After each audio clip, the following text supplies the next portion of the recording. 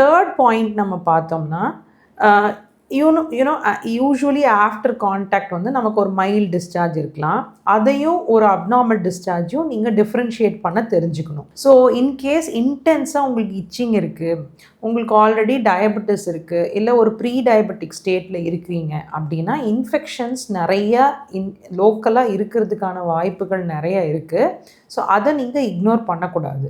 What it actually means is உங்களோட sugar levels வந்து கட்டுப்பாடில் இல்லைன்னு அர்த்தம். So you have to look at your glycaemic status. So other things பார்த்தோம்னா ஏதாவது persistent urinary infections இல்லை persistent vaginal infections இருந்துக்கிட்டே இருக்குது அப்படின்னா நம்ம பார்த்துருப்போம் யூரின் டெஸ்ட்டில் பஸ்ஸல்ஸ்னு இருக்கும்.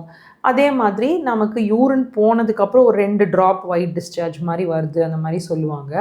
ஸோ அதுக்கெல்லாமும் நீங்கள் யூரின் டெஸ்ட், அதாவது urine routine analysis and urine culture sensitivity பண்ணிக்கணும்.